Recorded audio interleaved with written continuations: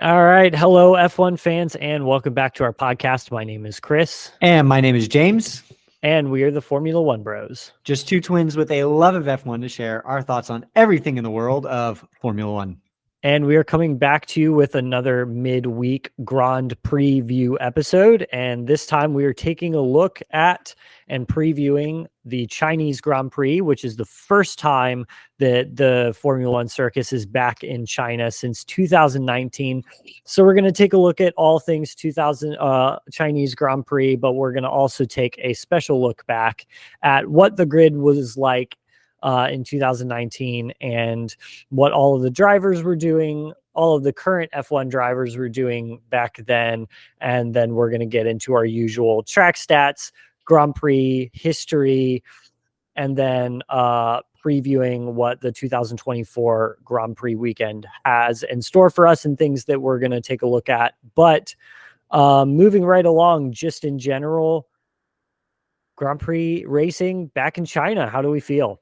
Oh gosh, I'm so excited. It's nice to be back. It's a cool track, and to be honest, because of like the time of day that it's at over here in America, well, time of night really. I don't think I've ever really watched a Chinese race all the way through. I think I've only just seen highlights of the race, but this year I'm going to make an effort to either, depending on when it starts, stay up late or wake up super early to watch it. I believe it's at like 1 a.m, something like that. 3 a.m. 3 a.m. So okay, yeah. So I'm gonna go to bed and then I'm gonna set an alarm and then I'm gonna go back to bed. So yeah, I'm actually gonna watch the Chinese race this year. It's gonna be really cool. It's a really, really cool track. It's an underrated track, I think, in my opinion. Yeah, it is an underrated track.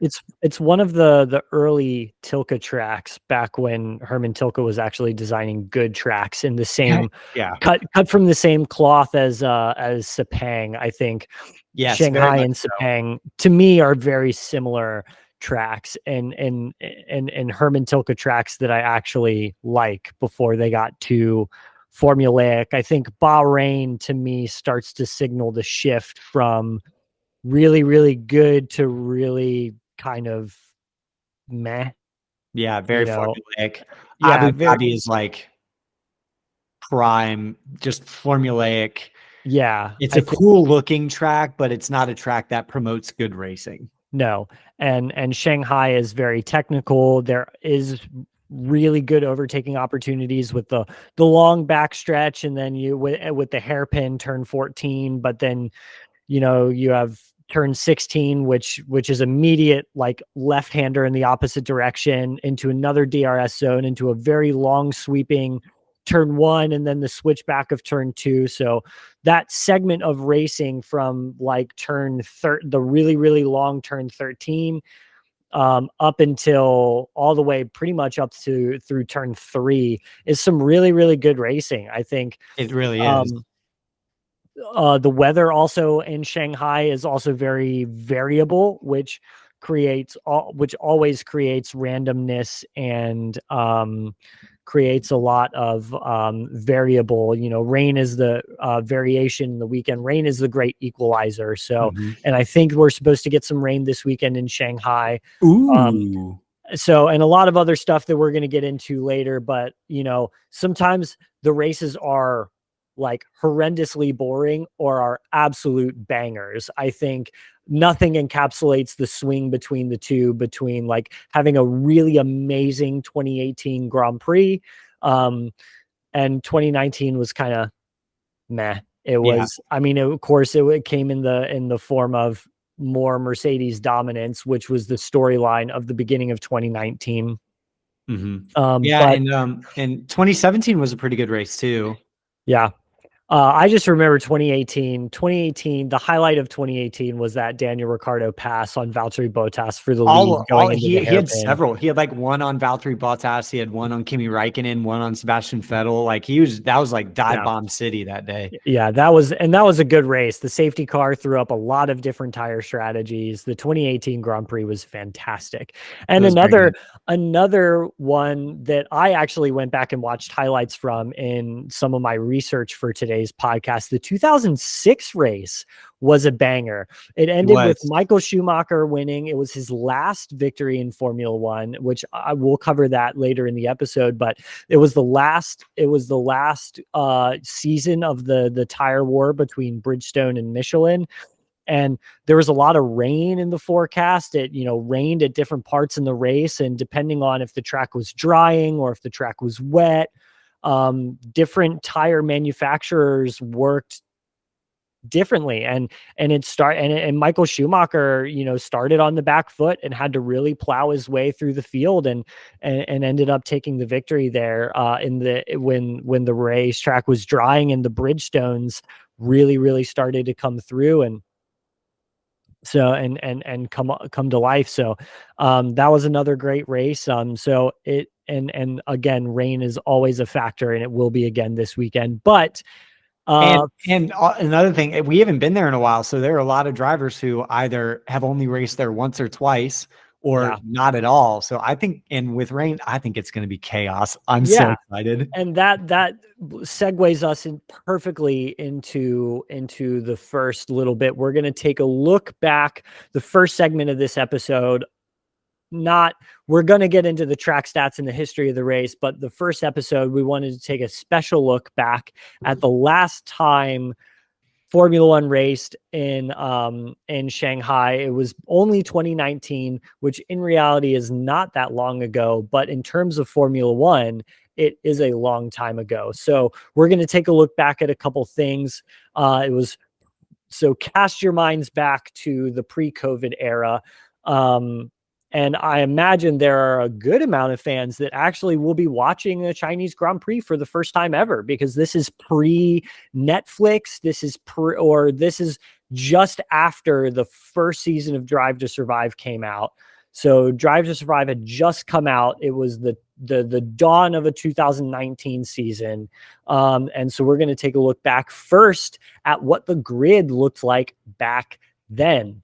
So starting from the sharp end of the grid, it was Mercedes leading the way, and they were the defending constructors champion, and Lewis Hamilton and Valtteri Bottas was their lineup. Next was Ferrari. Sebastian Vettel was in his final race his final season for the Scuderia, and Charles Leclerc was in his second season in F1 and just his first with the Scuderia. The Red Bull lineup was Max Verstappen and Pierre Gasly, who was in his first, throwback, also in his second season for Formula One, in his first with Red Bull. The McLaren duo was rookie Lando Norris and veteran Carlos Sainz, both of whom were making their McLaren were in their first season in McLaren. Aston Martin was still Racing Point, having just come out, and was their first full season as Racing Point in 2018. They started their season as Force India. They had gone through administration, and their lineup was Lance Stroll and Sergio Perez. Visa Cash App Racing Bulls was still Toro Rosso, in my opinion, the best livery in the modern Formula One era. 100%. And their lineup was rookie Alex Albon and Daniel Kvyat, who is making his return from Formula One. Haas was the old reliable Kevin Magnussen and Roman Grosjean. Alpine was still Renault in their bright yellow livery, and it was Daniel Ricciardo and Nico Hülkenberg as their lineup. I miss those bright yellow liveries. I do too. Kick Sauber was still Alfa Romeo. It was actually the first season as the full Alfa Romeo. It was the second season in their title sponsorship, but it was their first season being known as Alfa Romeo. And it was Kimi Räikkönen and Antonio Giovinazzi. And Williams was at the back of the grid that season. Robert Kubica and George Russell was their lineup. All right. Well, first off, say hi to my cat. Hello, Kenobi. So let's take a look at some of the drivers. There are a lot of things have changed in terms of drivers. There were 3 drivers on the grid who were in their rookie season in 2019. That was George Russell at Williams, Lando Norris, and Alex Albon, who is at Toro Rosso. And Fernando Alonso had just retired. So Fernando Alonso was retired. Last time we were in China, Fernando Alonso had retired. Lewis Hamilton had only won 5 championships. He had only won 5. Charles Leclerc and Pierre Gasly were only in their second full season of Formula One. Both joined the grid in 2018. Charles Leclerc joined with Sauber, Alfa Romeo, and Pierre Gasly joined with Toro Rosso in 2018. Daniel Kvyat, Robert Kubica were making their return to F1 after some time away. Logan Sargent was in Formula 3. He was only in Formula 3. I believe he was racing with Carlin that season. He was racing with Carlin that season. Zhou Guanyu was in his rookie season in F2, which he spent 2 or 3 seasons. 2 or 3 seasons in F2. Yeah. Esteban Ocon had gotten dropped by Racing Point. He spent the season as Mercedes test driver. So Esteban was not technically on the grid. And he was employed by Mercedes. Yuki Tsunoda was in his rookie year in F3. So we got some young drivers. Oscar Piastri was still only racing in the Formula Renault Euro Cup at the time. Pierre Gasly, Esteban Ocon, Sergio Perez, Charles Leclerc, Carlos Sainz, George Russell all had not yet won a Formula One race. So that is pretty crazy. Max Verstappen had not yet gotten a single pole in Formula One. Last time we were in China, he had not gotten a single pole, and Red Bull had yet to win a race with Honda. I think Honda was the power unit that like propelled Red Bull back into being a winning Formula One team. And something that's often overlooked is when Honda joined Red Bull in 2019, that was their second year back in Formula One because they had started work with Toro Rosso in 2018. And I think the stat that is craziest to me is Max Verstappen had not yet gotten a pole position. I always forget that his first pole position came in the 2019 season. So that means all of that time spent with Red Bull from Spain 2016, all of 2017, all of 2018, and up to that point in 2019, he had not had a single pole position, which is crazy to me because he'd already won a bunch of Grand Prix. He was already at that point, like at the sharp end of the grid, like definitely considered the next champion in waiting. Yeah, on the cusp of being considered a title challenger if Red Bull kind of could get all of this Honda stuff figured out. And he had yet to score a pole position, which is crazy to me. Yeah, that's crazy to me. So moving along, we're going to get into our kind of statistical portion of this episode for our next segment. We're going to take a look at the Shanghai International Circuit, which is the official name for the track in which we race. The first race was held in 2004. Most recent was 2019. There are 16 turns, goes counterclockwise. It is 5.451 kilometers or 3.387 miles. There are 2 DRS zones, one on the backstretch and one on the pit straight.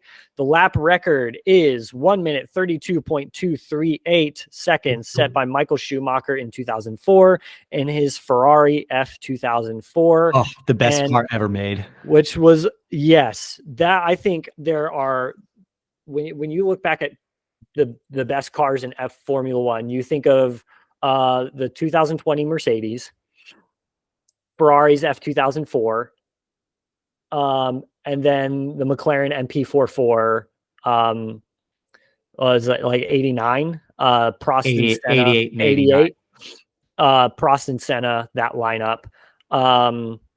Yeah, those are some of the all-time great cars that you think of, and the RB19 as well.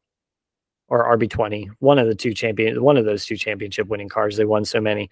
And the track designer, like we mentioned earlier was Herman Tilke before he went corporate, what I say. Because his most recent tracks look very that's funny. Corporate. I don't know. Yeah. So let's now, so we talked about the track stats. Let's take a look back down memory lane in China and talk about just The track history.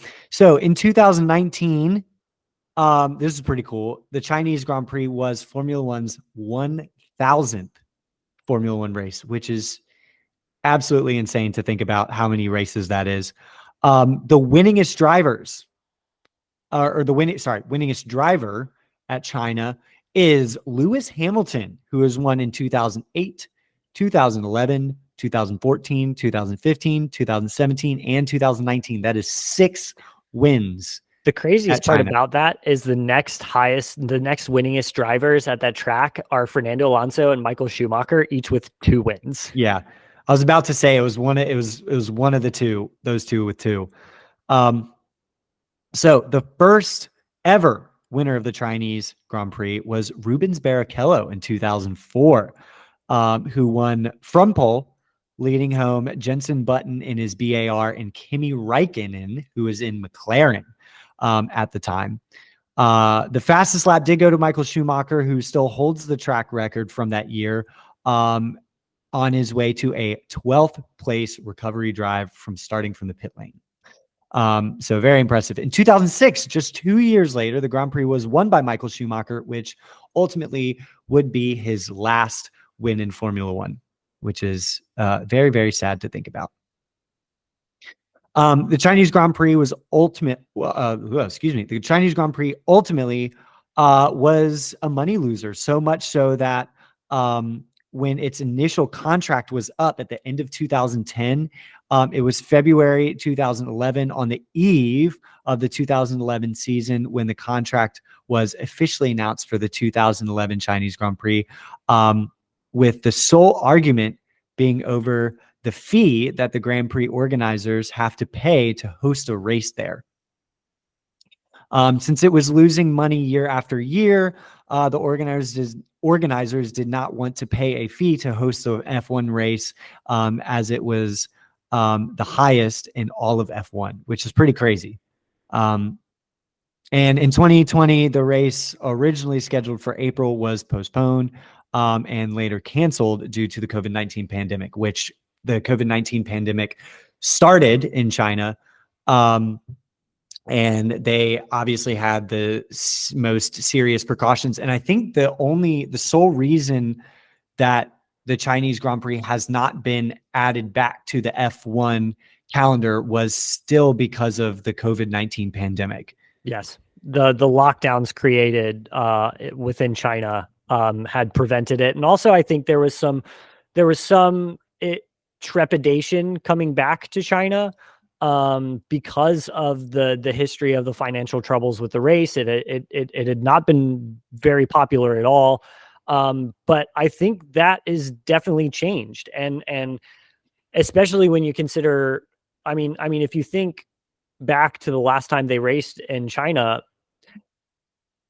Formula One, the landscape of Formula One has completely changed because of Drive to Survive, the popularity that it's gained. And now they have a Chinese driver on the grid full time. Mm-hmm. So I think that is huge. And we know, like, the hardcore Chinese fans that show up every year to that race absolutely love Formula One, and they go all out for it. It's very similar to Japan in that regard, with some of the hardcore fans that do show up. And I have a feeling that the fan environment is going to be different, and it's going to be more more over the top, and it is going to be something special this year. So I'm actually really excited. The Chinese Grand Prix has never been a Grand Prix in the past that I've been particularly excited about. Again, mainly because for us in America, it always happens overnight. And, for us on the East Coast, it's 3 a.m. But I'm really looking forward to this one this year. I'm really excited. I think it's going to be a great race. I think so too. It'll be a lot of fun, especially if it rains. Oh man. Yep. So taking a look back at the previous years, or we usually take a look back at the previous year's race, but the last time we raced in 2019. So I'm going to chat a little bit more about what that 2019 Grand Prix had in store. Lewis Hamilton won the race on the 1000th Grand Prix celebration for Formula One. He would ultimately beat his teammate Valtteri Bottas, who actually started in pole position, but it was a poor start from Valtteri Bottas that allowed Hamilton to pass him into the first corner and never looked back. And it was a clean, smooth sailing Mercedes won 2. I think the 2019 race also had that very famous, when Mercedes became famous for that really precision double stack pit stop. It was like Lewis Hamilton was 7 seconds ahead of Valtteri Bottas, which was like the exact margin that you need to double stack. And it was like one after the other, and it was like perfect precision. And it was like I still think about that pit stop a lot. It's very good.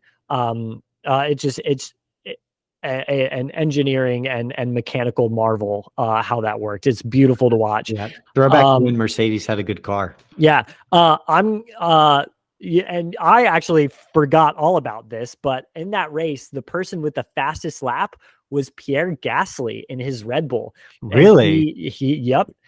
He started 6th, ended 6th, but it came on the last lap of the race, when I guess he had a huge gap ahead and behind, enough that he could put on softs, and went and got the fastest lap. And it was a 134.742. Wow. The qualifying grid in the 20, I did know about this because I loved looking at the picture from the grid in 2019. The grid for the race was Mercedes, Ferrari, Red Bull, Renault, Haas was your top 10. It was like stacked up by team like that, which again was probably why the race was so boring, because that's pretty much how it ended too. So, and then after the race, Lewis Hamilton would inherit the lead in the championship from Bottas and not relinquish it again for the remainder of the season until he was ultimately crowned champion in the United States that year. And something that I always forget is Bottas started the season with the championship lead, because he won in Australia, and then he won in Baku. So he was like full on in the championship lead, and then Lewis Hamilton would win and ultimately take the lead of that championship back. And so now looking ahead, there are a couple storylines that we're following into the season. And I think the main one is that there's so much unpredictability going into this race this season. It's the first time back in China for a while. The track's been resurfaced. It's the first time that this generation of car has been to a track like this. And so the teams are going to be all out of sorts when it comes to how to set up these cars. And there's a lot of drivers that have never raced in Formula One at this track before on the grid. So, I think, we've talked before how weather is a factor in everything, and there's always variability. And so I think the biggest thing going into it is how unpredictable this is going to be. And I think there might be some cause for chaos. And the other thing too, that makes it even more interesting, is that it's the first sprint weekend of the season, and we have a new sprint format. Yes. And it's going to rain. So there's also that. So, and as a reminder for this, and I actually didn't know this until very recently, but the sprint format has changed. That I did know. So what the format is going to be practice on Friday, qualifying for the sprint race on Friday.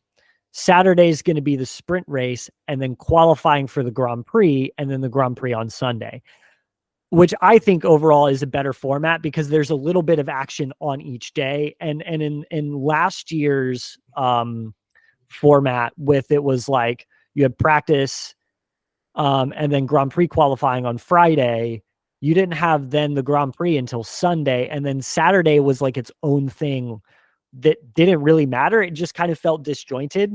But there's a little bit of action on every day, and each day leads to the next. So there's sprint qualifying, then there's the sprint race that happens right before Grand Prix qualifying, and then there's the Grand Prix. So it kind of builds a little bit more flowingly. And the other thing, this is what I didn't know until very recently, that they're not closing Parc Ferme until after the sprint race. And you don't have to go into Parc Ferme until Grand Prix qualifying. So last year it was like how the sprint race, you had to go into Parc Ferme like on Friday after FP1. So the sprint race was just kind of a dress rehearsal for the real race. But now you can do this race. Maybe you got FP1 wrong. Maybe you got qualifying wrong. and you can realize, oh, this setup does not work in traffic. And if you're predicting that you're going to be in traffic in the race, you can tweak your setup. So I think that is going to make the race different from the sprint race, which could also be a huge factor. Yeah. Which I didn't know that. I didn't either. And that's why I'm so excited. One thing that I think is really will be interesting to watch as well. Adrian Newey's been in the media saying that Red Bull is struggling to find additional gains in their data and all the updates that they're bringing. Which, I mean, you build a perfect car, can you make it more perfect? Right, exactly. So like it's not like they're going to show up to China completely cooked. And it's like exactly. They're still going to win this race. Most likely they're still going to win this race. Yeah. But it's like you build a perfect car. Like, yeah, and we said this at the beginning of the season. And one of the things that we were thinking about throughout the season was like, it seems like they're already close to the ceiling of this car. And it seems like they are, which is why Adrian Newey is saying what they're saying. So, and if other teams like McLaren and Ferrari are able to make significant gains, who knows, maybe we might actually have a really close race. Like Australia was a lot closer. So we might actually have a pretty close race this weekend, which I think would be really cool. And in Japan and even in China too, as we're starting to see the first rounds of major upgrades coming in, like Aston Martin has had a big upgrade. I think Ferrari's first upgrade is not going to come until Imola, but you're starting to see some upgrades to these cars. And so is Red Bull still going to win this race? Most likely, but I think it could very well be much closer. And I think that what Adrian Newey said is actually going to be a much longer term storyline that we're going to be looking by the time we get to, Austin, Brazil, Mexico, Las Vegas, like that time of the season. Yeah. When teams have fully shifted to 2025 and when, they're not working and developing these cars anymore, how close is it then? Does the table flip around that time? Yeah. The other thing too is kind of in the same vein, Mercedes has really been struggling, particularly in high speed tracks. We saw it most evident in Jeddah and most recently in Japan too. And this and I think high speed track. Yeah, it's another high speed track, very similar to Japan and Barcelona, very technical, high speed. And so I think Mercedes is going to struggle. How much can they limit that? Can they do anything? And the reason why I bring that up is because do I believe that? No, but this for so long has been a Mercedes strong suit. And can this kind of be like we're going back to what we know. This is a track that we've been very successful at. Can we kind of figure out some of these gremlins and get ourselves back on track? Yeah, that'll be interesting to watch for sure. So another thing about coming into this race, a lot of drivers on the grid have not raced at China in F1. Some maybe in like regional F3 or regional F4, F3 or F2 maybe, but not in F1 for sure. So the big thing was how quickly are they going to be able to get up to speed with this racetrack? Especially with only having one practice session. Yes, especially only having one practice session. I'm sure they've done a lot of work on the simulators. But yeah, that's also another point that could potentially cause chaos. You have several drivers in some of the top teams like Oscar Piastri, who have not raced at China. And drivers like Charles Leclerc have only driven there twice. George has only driven there once. So there's some potential for some chaos in that aspect. So that would be cool. I'm definitely looking forward to that. The other thing that has been really interesting is the driver at Ferrari that's actually been on really good form recently has been Carlos Sainz. And he's kind of been the one that has been, not in the championship necessarily, but like the past couple races, Australia and Japan, he's been the banner carrier for Ferrari. And can he maintain that really, really good form and continue to make his case for a top drive next year, which he should have? So I think can he continue that good run of form? And can Charles, on the other hand, kind of sort of start to bounce back a little bit? He's been on a run of form that I know he's not been satisfied with. So he's had to, especially in qualifying, he struggled in qualifying, and I think that's why he's been so far behind Carlos in the race. Is the same reason why Alex Albon was so far behind Max Verstappen in the races, is because you're off by a couple tenths, and you all of a sudden have a lot of cars that you need to get through because the grid is so close. So I think that'll be something that interesting. Can he get back to what we're used to seeing from him, especially with his one lap pace? Yeah, for sure. And speaking of qualifying, Sergio Perez has been an absolute monster with qualifying this year. And so I think it'll be interesting to see if he can maintain his good qualifying form. Yeah, I mean, he's probably one of the more experienced drivers at this racetrack than yeah. most of the grid. It's like him, Lewis Hamilton, Fernando Alonso is arguably the most experienced. But it's like him, Fernando Alonso, Lewis Hamilton, Valtteri Bottas. That's pretty much it. Those are like the really only really experienced drivers at this racetrack. So I mean, we forget that Sergio Perez's rookie year was 2012. Yeah. And I think that's interesting. And I'm glad you brought that up, because I think Sergio Perez, like Carlos, has been doing everything that he needs to do to make the case for himself. And one of the teams that he's gunning for, the second driver, who's also out of contract, is also making a case that he should be the one. And I think Sergio Perez right now is doing enough to garner, or to keep hold of that seat. And I think if Sergio Perez keeps his form more sustained throughout the season than it did last year, and I think it comes down to qualifying, which he has seeming to be much better at this season than he has in the past. I think, Sergio Perez may well end up at Red Bull again, but he has to continue the success that he's been finding this week. And it's going to be a challenge for him because we only have the one practice session before we get into racing. Yeah. And then finally, Daniel Ricciardo, can he bounce back after the crash in Japan and finally start to close the gap to his teammate? And the reason why I bring that up is because he will be using a brand new chassis in China, because they're kind of working with him right now at Racing Bulls at RB to kind of figure out where his deficit is. And he's been very adamant that it's not something that he is doing, which I think is a little TBD, because that was kind of his posture at the beginning of his McLaren tenure. And we just found out that it was literally he could not drive that car. And so if he's having, kind of similar troubles, I think this weekend will be very telling for him, because he is getting a new chassis.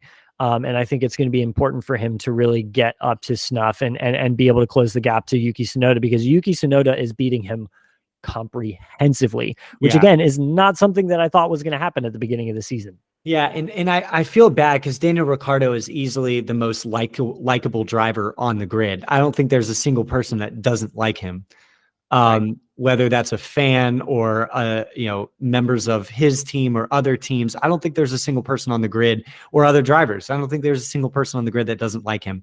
And it sucks to see a driver who's so well liked across the board just struggling so much. And we saw it at McLaren. We're seeing it now. The last time Daniel Ricciardo was really Daniel Ricciardo was 2018, or even maybe 2020, when he got some podiums with Renault. But yeah, even when he was doing well at McLaren, it just, something seemed off. Yeah. So that'll be something interesting to take a look at. Any other final thoughts ahead of the 2024 Chinese Grand Prix? It's just good to be back in China. Yeah.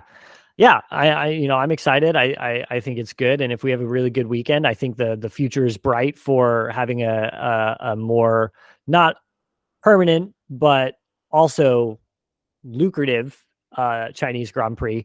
So we will come back to you all next after the race, and we'll recap everything that you need to know on all the important points and storylines from the 2024 Chinese Grand Prix.